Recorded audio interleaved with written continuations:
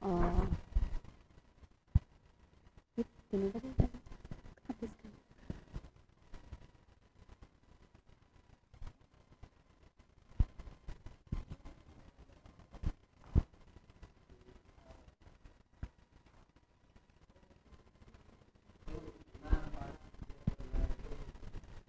Assalamualaikum warahmatullahi wabarakatuh. Apa kabar anak-anakku semua, siswa siswi SMK Syafi'i Akrom Kota Pekalongan? Tentunya baik ya.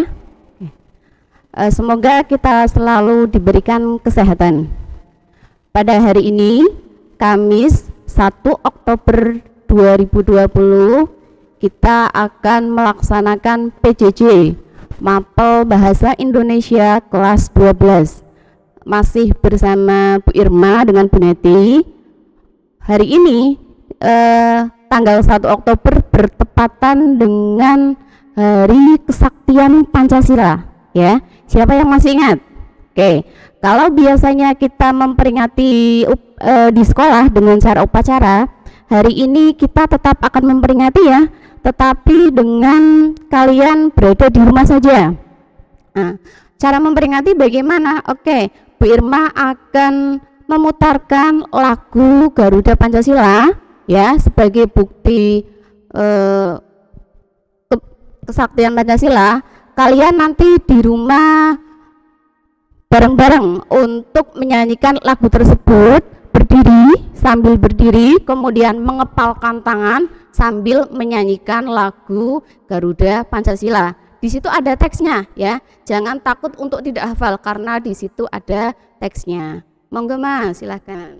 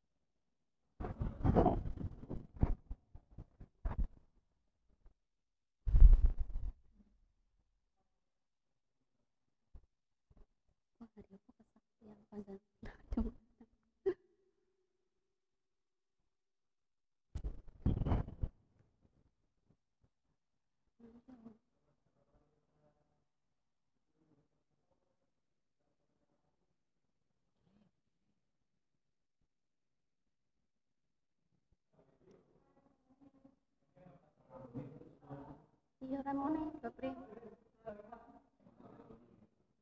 Hah? Dicek.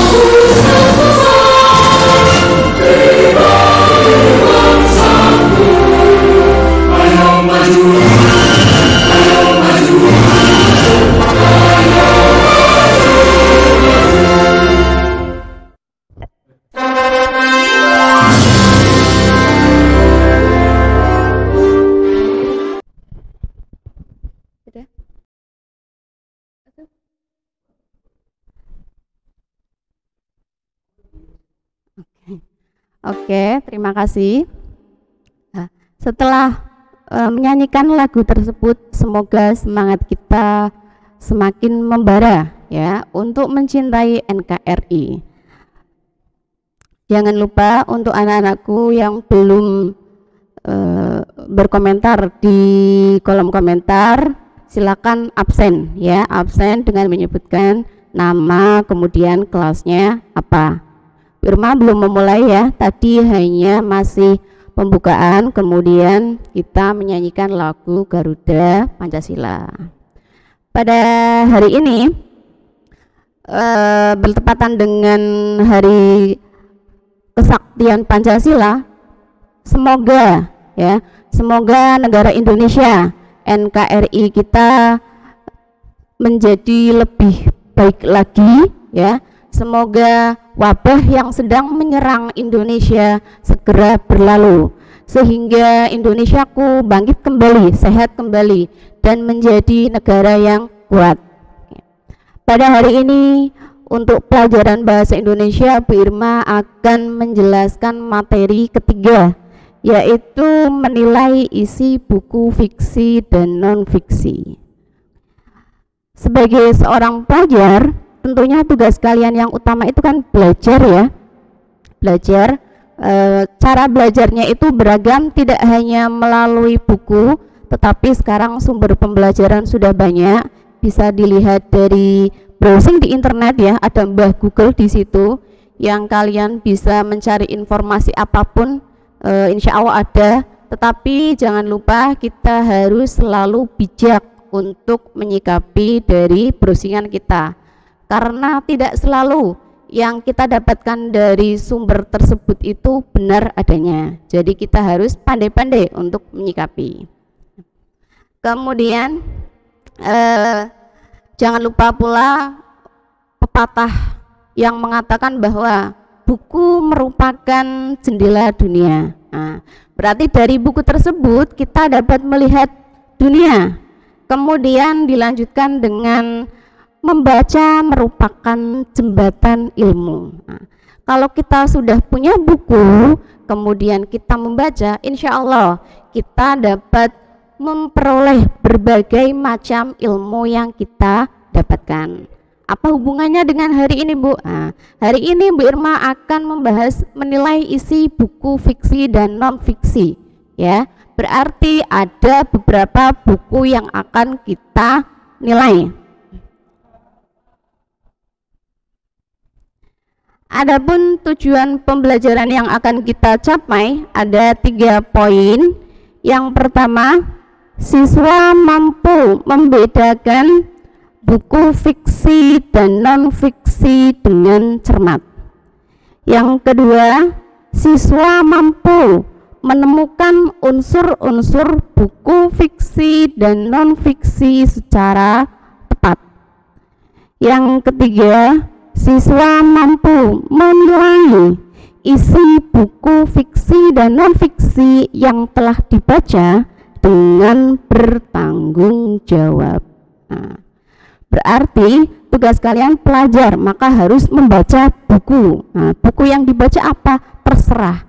Bisa buku fiksi ataupun non-fiksi. Bedanya apa, Bu? Oke, Bu Irma terangkan. Di sini ya, Bu Irma akan menerangkan definisi. Buku fiksi merupakan buku yang berisi kejadian atau cerita tidak sebenarnya. Sedangkan buku non-fiksi merupakan buku yang berisi tentang kejadian sebenarnya yang ditulis menurut pendapat dan kajian si penulis.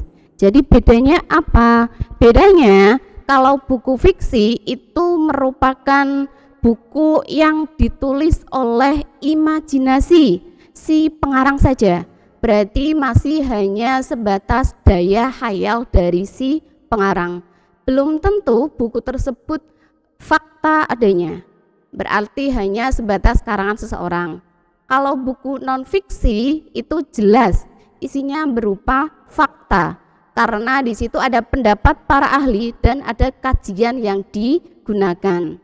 Contohnya apa, Bu?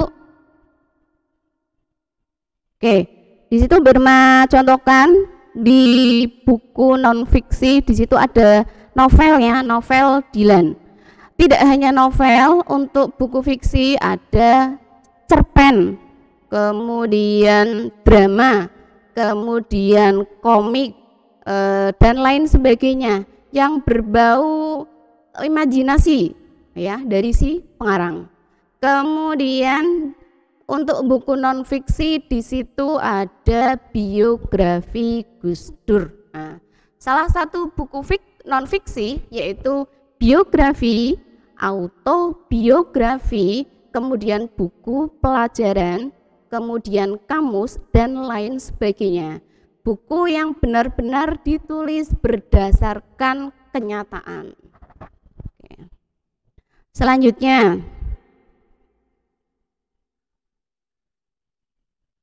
oke, di dalam sebuah buku pasti ada unsur-unsurnya, ya. Unsurnya apa saja? Oke, yang pertama Bu Irma akan menerangkan buku fiksi. Bu Irma membawa contoh novel. Ya. Di sini ada novel, contoh novel karangan Terelie yang berjudul Si Anak Pintar. Contoh ini merupakan contoh buku fiksi, ya. Unsurnya apa saja? Yang pertama itu ada cover buku. Cover buku itu letaknya di depan. Nah, berarti di sini ya, di depan ya. Di bagian depan ini yang Bu Irma pegang ini merupakan cover. Cover nama lainnya sampul. Nah, sampul buku. Kemudian yang kedua merupakan rincian subbab buku. Rincian subbab buku itu apa, Bu? Oh iya, oke. Ya.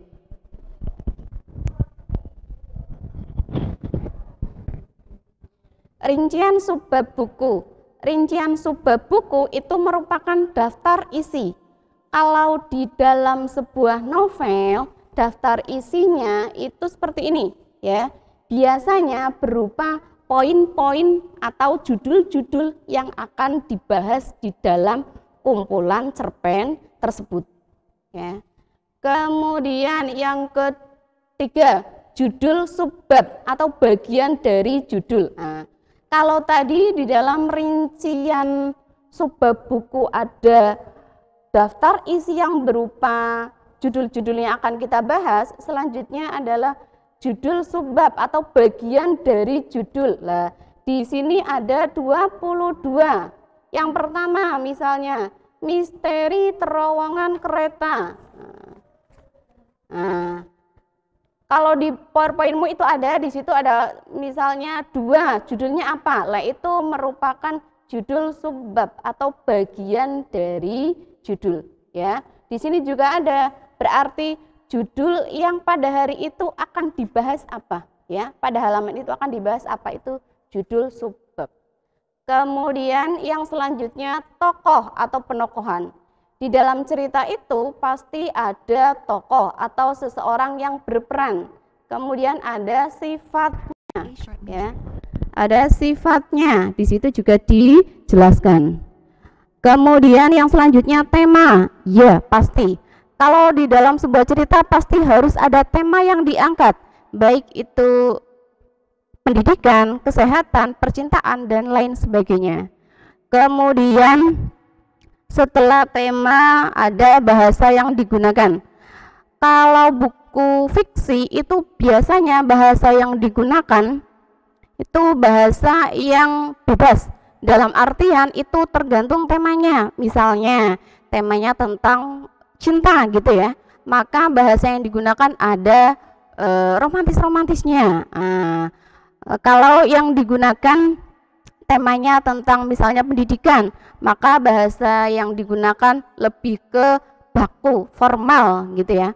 Berarti kalau fiksi itu bahasa yang digunakan berdasarkan tema yang akan diangkat. Selanjutnya yaitu penyajian alur.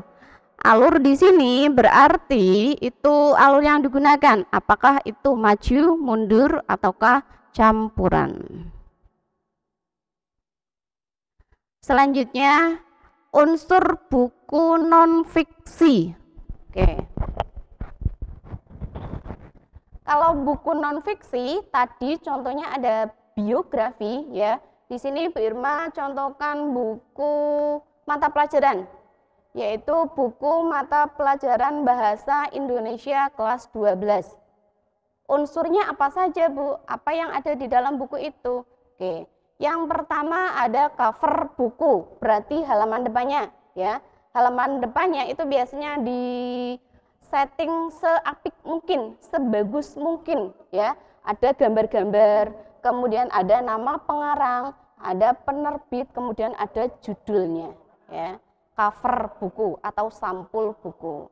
Kemudian yang kedua, rincian subbab. Nah, rincian subbab buku itu sama dengan daftar isi. Yang di PowerPoint kalian itu ada contoh daftar isi ya. Di sini di buku yang Bu Irma pegang itu sama, ada daftar isinya ya. Daftar isinya apa saja? Ada kata pengantar, ada kompetensi inti, ada bab-bab dan lain sebagainya ya. Kemudian selanjutnya ada judul subbab.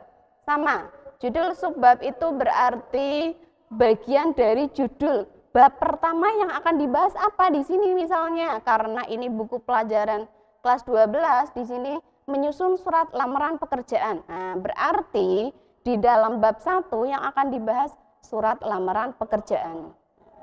Kemudian yang ketiga, isi buku. Isi bukunya, karena subbabnya surat lamaran pekerjaan, maka nanti isinya itu berarti ada sistematika, ada contoh surat lamaran pekerjaan, dan lain sebagainya.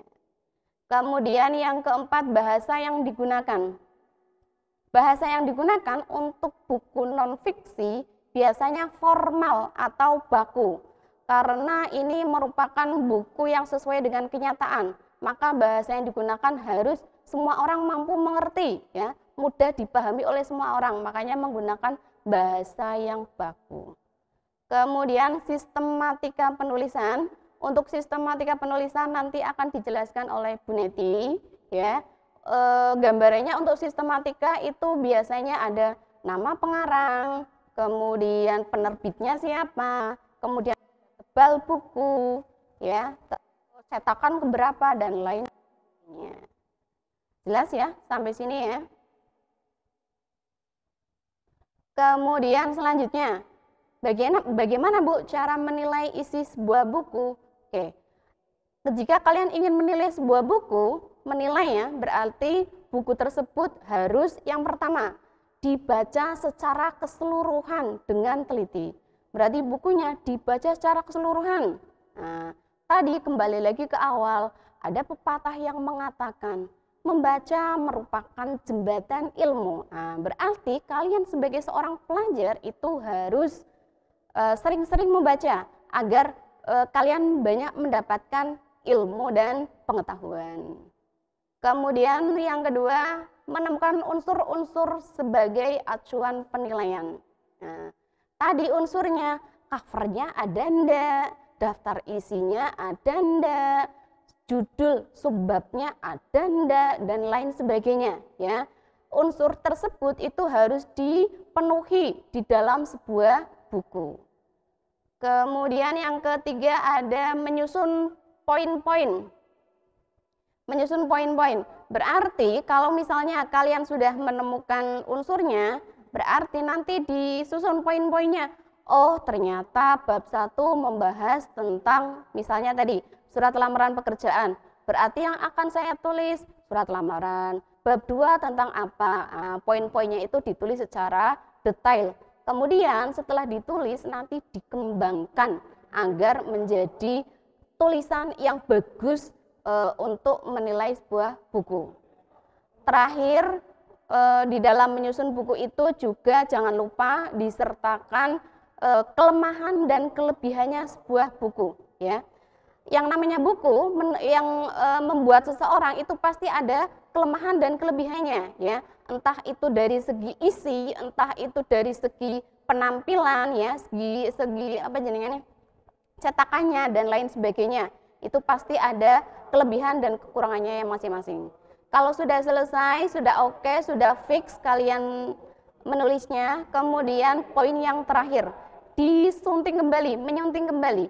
Menyunting kembali itu berarti memeriksa ulang pekerjaan yang kalian lakukan. Apakah pembahasanmu itu sudah tepat atau belum? Kalau misalnya belum, silakan diperbaiki, dianalisis lagi ya, mana kekurangannya di mana. Kemudian setelah itu disunting kembali sampai menjadi sebuah penilaian yang bagus. Oke, untuk selanjutnya akan dibahas oleh Bu Neti.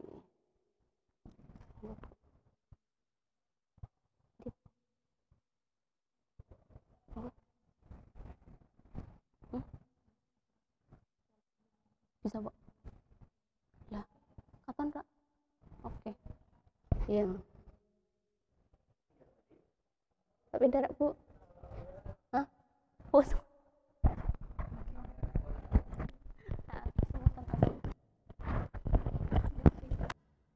Baik. Oke, selanjutnya ya, Bu Neti akan menjelaskan mengenai sistematika laporan buku atau resensi. Tadi sudah dijelaskan oleh Bu Irma ya, itu mengenai pengertian atau definisi buku fiksi dan non-fiksi. Kemudian ada tadi juga menjelaskan mengenai unsur-unsur buku fiksi dan non-fiksi itu ternyata berbeda.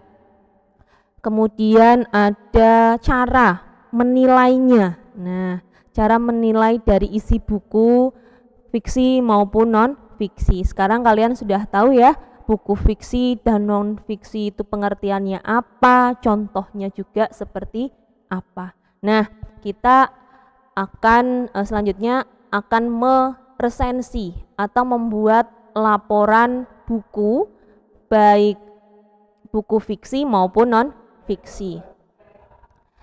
Baik, di situ bisa dilihat di layar kalian masing-masing. Laporan buku atau resensi buku adalah cara untuk menyajikan penilaian tentang baik buruknya suatu buku. Nah, ini buku tersebut itu disajikan dalam bentuk penilaian. Jadi nanti ditampilkan atau dibuat biasanya secara ringkas. Ya, itu.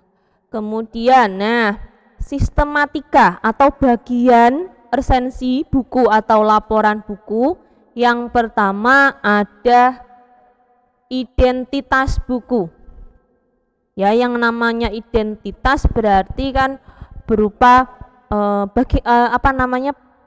bentuk bukunya ya, pengenalan bukunya seperti apa. Nah, yang namanya buku untuk kita mengenali pasti dilihat dulu dari covernya. Nah, identitas buku yang pertama itu ada judul buku. Judul buku itu pasti ada di bagian cover atau sampulnya. Ya. Kemudian yang kedua penulis atau pengarangnya siapa buku tersebut. Kemudian yang ketiga penerbitnya. Yang keempat tahun terbit. Yang kelima tebal buku. Nah, nanti kalian bisa juga tambahkan cetakan keberapa juga bisa. Selanjutnya,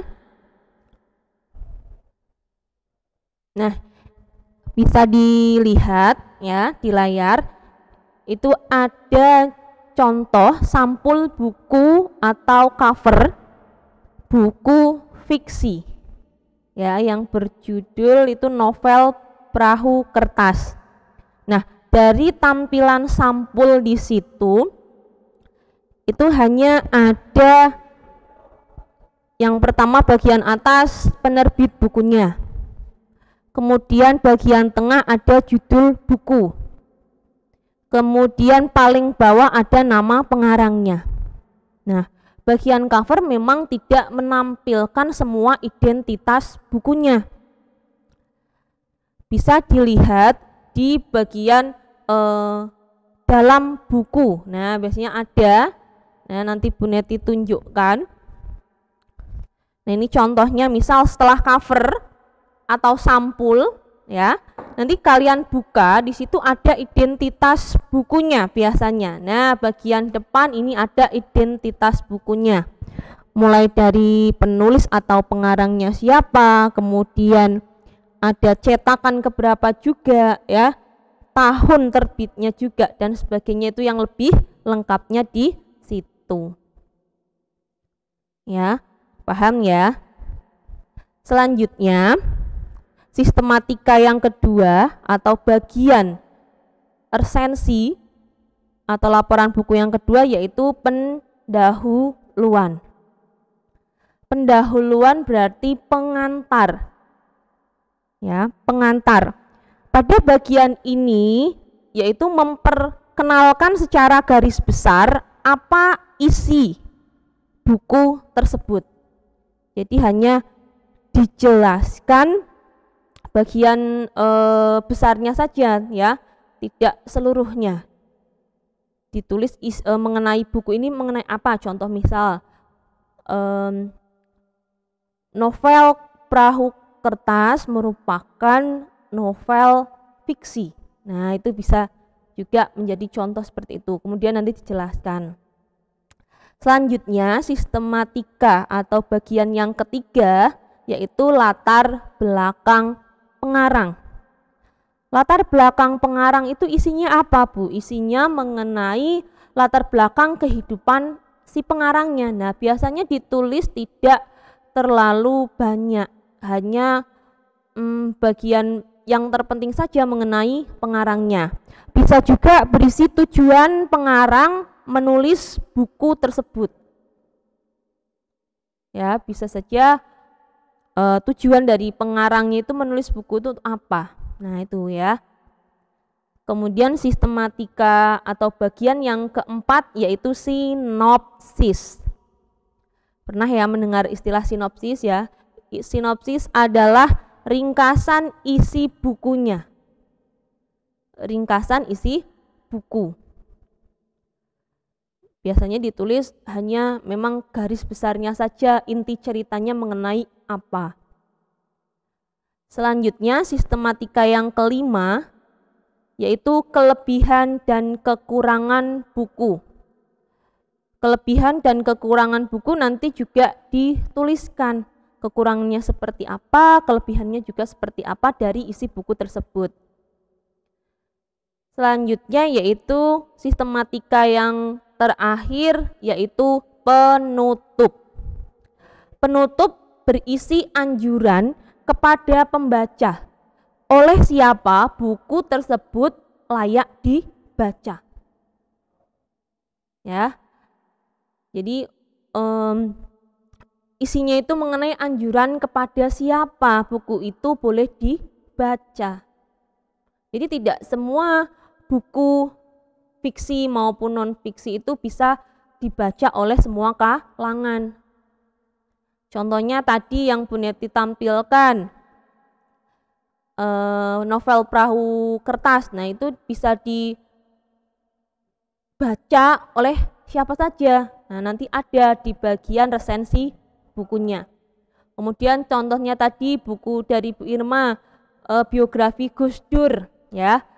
Nah, itu juga bisa dibaca oleh siapa. Jadi tidak semua buku itu bisa dibaca semua kalangan. Ya, gitu. Baik, selanjutnya. Nah, di sini Bu Neti tampilkan contoh resensi novel. Ya, tadi novel yang berjudul Perahu Kertas. Nah, di situ ada bagian-bagian yang tadi Bu Neti sebutkan, Bu Neti taruh di situ ya. Yang pertama ada identitas buku. Identitas buku ada judul buku Perahu Kertas, kemudian penulis Dewi Lestari atau nama penanya D. Lestari, kemudian penerbitnya Bentang Pustaka, cetakan pertama ya, keluar bulan Agustus tahun 2009, kemudian tahun terbitnya tahun 2010, jumlah halaman bukunya 444 halaman. Nah, itu bagian identitas bukunya. Kemudian ada pendahuluan. Nah, tadi ya, ada pendahuluan. Pendahuluan isinya apa? Yaitu memperkenalkan secara garis besar apa isi buku tersebut. Nah, di situ dituliskan novel Perahu Kertas merupakan cerita fiksi karena tokoh dan ceritanya merupakan karangan dari si penulis. Kemudian ada latar belakang pengarang. Nah, di sini tidak usah ditulis terlalu banyak. Kita hanya tahu mengenai garis besarnya saja, mengenai pengarangnya di sini. Nah, di situ bisa dibaca atau dilihat sendiri ya. Dewi Lestari yang dikenal dengan nama Penadi Lestari lahir pada tanggal 20 Januari 1976 di Kota Bandung, Jawa Barat. Ia merupakan alumnus SMA Negeri 2 Bandung dan lulusan Universitas Parahyangan jurusan Hubungan Internasional. Nah, kita tahu ya setelah membaca dari latar belakang pengarang, oh ternyata Dewi Lestari itu seperti itu ya. Dari basic atau latar belakangnya kuliah atau sekolah ya sampai selesai. Nah, kemudian selanjutnya sistematika yang keempat itu ada sinopsis. Bu Neti ingatkan sinopsis adalah ringkasan isi bukunya. Jadi sinopsis disajikan tidak terlalu banyak karena berupa ringkasan, intinya saja yang ditulis. Nah, di situ bisa kalian baca sendiri. Selanjutnya, Bu. Nah, itu sinopsis lanjutannya yang tadi ya. Kemudian, nah ini tujuan dari kita meresensi buku ya. Tadi kan meresensi buku untuk mengetahui, menyajikan ya, dan mengetahui kelebihan, kekurangan buku, baik itu buruk maupun tidak dari buku tersebut. Nah, ini tujuan dari meresensi buku di sini di bagian kelebihan dan kekurangan pada sistematikanya ya. Kelebihan, nah bisa dilihat sendiri kelebihan dari novel Perahu Kertas. Nah, bagian selanjutnya yaitu kekurangannya. Yang terakhir bagian penutup. Tadi Bu Neti sampaikan yang namanya penutup itu anjuran kepada pembaca oleh siapa buku tersebut layak untuk dibaca. Nah, Bu Neti bacakan di situ penutupnya. Novel ini mengajarkan kita harus yakin dengan apa yang kita lakukan. Novel ini juga menjelaskan arti persahabatan yang sesungguhnya. Novel ini dapat dibaca dari kalangan muda hingga dewasa, khususnya bagi kalangan remaja yang sedang menggapai mimpi dan cita-citanya. Nah, ini ya tadi penutup itu berarti berisi tadi anjuran untuk siapa buku ini dibaca. Tadi di sini isinya untuk anak muda, remaja sampai dewasa. Berarti anak kecil tidak dianjurkan untuk membaca novel ini. Seperti itulah. Kalau buku yang boleh dibaca oleh semua kalangan contohnya apa, Bu? Contohnya buku biografi, buku pelajaran ya. Itu buku non fiksi. Nah, itu juga bisa dibaca oleh semua kalangan.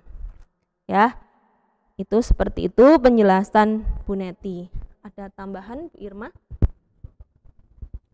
Oke, kalau tidak ada silahkan untuk mengajukan pertanyaan.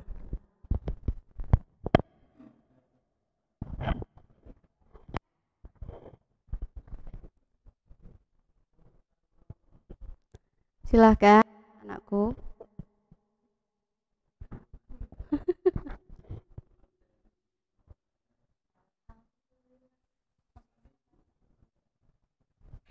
Ketok rak Mas Farid nyong ketok.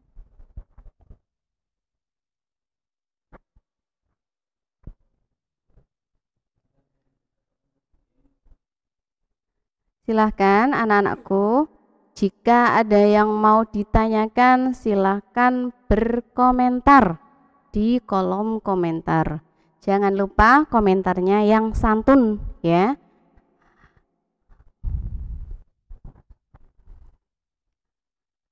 Untuk menilai isi sebuah buku ya, kalian berarti harus sering-sering membaca buku ya. Buku sekarang tidak hanya ada yang tanya apa Bu? Mau tanya apa manfaat kita mengetahui latar belakang pengarang.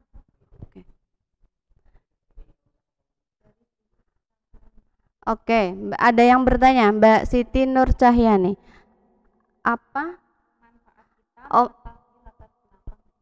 Apa manfaat kita mengetahui latar belakang pengarang? Oke, agar kita tahu siapa pengarang dari buku tersebut, ya. Kemudian si pengarangnya tersebut itu lulusan mana, ya? Sudah memiliki berapa buku yang ditulis dan lain sebagainya. Berarti untuk mengetahui atau sebagai wawasan kita bahwa ada seorang pengarang yang menulis buku tersebut. Pengarangnya siapa, berasal dari mana, kemudian pekerjaannya apa, terus sudah menulis sebuah buku apa saja dan lain sebagainya. Begitu ya Mbak Siti Nur Cahyani. Yang lain? Oke, tadi ya Bu Irma lanjutkan. Yang namanya sebuah buku itu tidak hanya berbentuk cetak ya. Sekarang juga ada buku elektronik. Kalian bisa download dari Google, dari berbagai macam sumber buku. Di situ ada, misalnya kalian mau searching buku pelajaran bahasa Indonesia kelas 12. Jika lupa tidak membawa buku ya, di situ juga dilihat ada buku elektroniknya. Jadi yang namanya membaca buku tidak harus kalian membawa buku dengan tebal, tidak, tetapi cukup menggunakan gadget kalian ya, HP kalian. Silakan browsing, searching, buku elektronik juga sudah ada. Jadi tidak ada alasan malas membaca buku Bu, karena buku itu tebal, terlalu banyak tulisannya dan lain sebagainya. Tidak ada alasan seperti itu, karena sudah bisa dibuka melalui buku elektronik ya, melalui searching. Dan kalian itu rata-rata sudah punya HP, mempunyai HP dan bisa membuka apa saja gitu. Yang lain monggo kalau ada yang mau bertanya.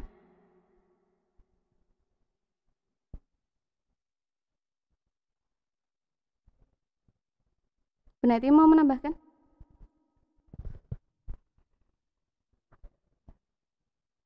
Atau cukup? Cukup Pak. Cukup Pak.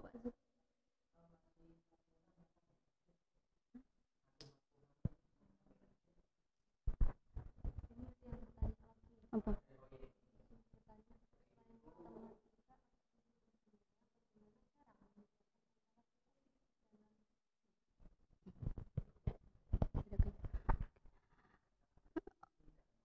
Oke, ada yang bertanya bagaimana cara membedakan buku fiksi dan non fiksi. Gini Mbak, pokoknya kalau buku fiksi itu biasanya hanya sebatas rekaan ya, rekaan seseorang, daya hayal, daya imajinasi dari si pengarang. Bentuknya apa? Bentuknya biasanya merupakan cerita ya, baik itu cerita pendek ataupun cerita panjang. Cerita pendek misalnya cerpen ya, cerita yang langsung selesai endingnya pada saat itu juga, itu merupakan buku fiksi. Kemudian yang lebih panjang lagi novel. Novel kan bentuknya bukunya lebih tebal, itu juga merupakan buku fiksi. Atau yang bisa diperankan itu drama, itu ada, itu juga merupakan buku fiksi. Kemudian bahasa yang digunakan kalau buku fiksi itu biasanya tidak baku ya, sesuai selera, berarti terserah si pengarangnya. bisa dipengaruhi oleh gaya bahasa suatu daerah tertentu. Misalnya, yang membuat orang Minangkabau mau menulis ada buku yang berjudul Malin Kundang, ya, maka nanti bahasa yang digunakan itu akan disisipkan bahasa-bahasa Minang seperti uda, uni, dan lain sebagainya, ya. Kemudian kalau yang membuat orang Jawa, misalnya, maka nanti akan digunakan bahasa-bahasa Jawa, misalnya kata sumringa, kata kamu dalam bahasa Indonesia dijawakan menjadi panjenengan dan lain sebagainya. Lah itu berarti bahasanya itu sesuai selera si penulis, tidak baku. Sedangkan kalau buku non fiksi itu yang pertama ada pengarang yang jelas. Kemudian yang kedua biasanya berdasarkan fakta, ya. Biografinya siapa? Tadi Bu Irma di situ mencontohkan biografinya Gus Dur.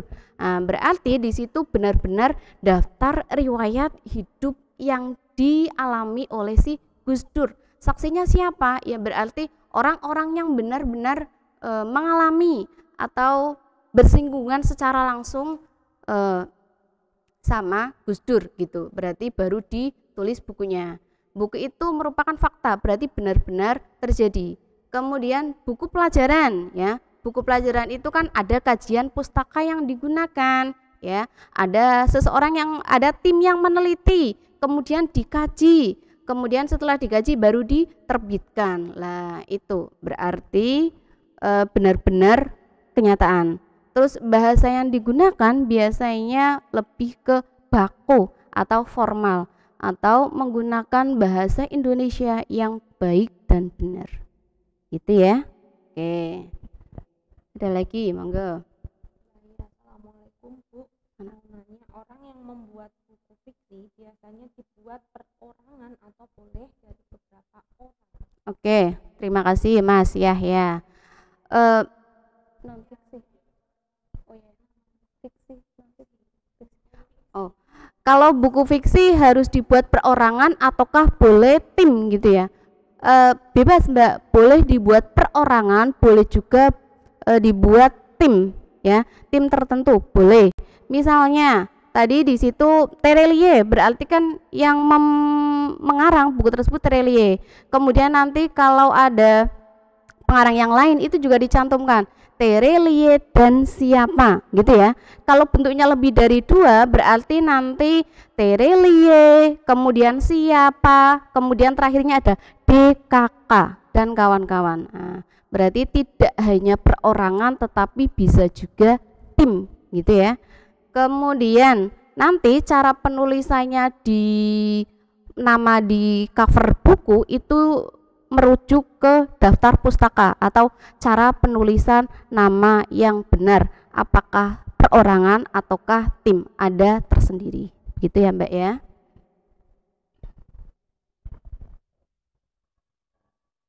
Udah? Oke, cukup.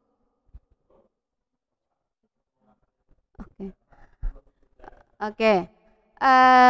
Terima kasih untuk live hari ini ya. Semoga kita semua selalu semangat untuk menjalani kehidupan. Semoga selalu diberikan kesabaran dan jangan lupa untuk tetap stay at home. Jika tidak ada keperluan yang sangat penting sekali, silahkan di rumah saja untuk memutuskan rantai penyebaran virus corona. Apabila ada perkataan ataupun sikap kami yang kurang berkenan, kami minta maaf. Bu Irma dan Bu Neti undur diri. Assalamualaikum warahmatullahi wabarakatuh.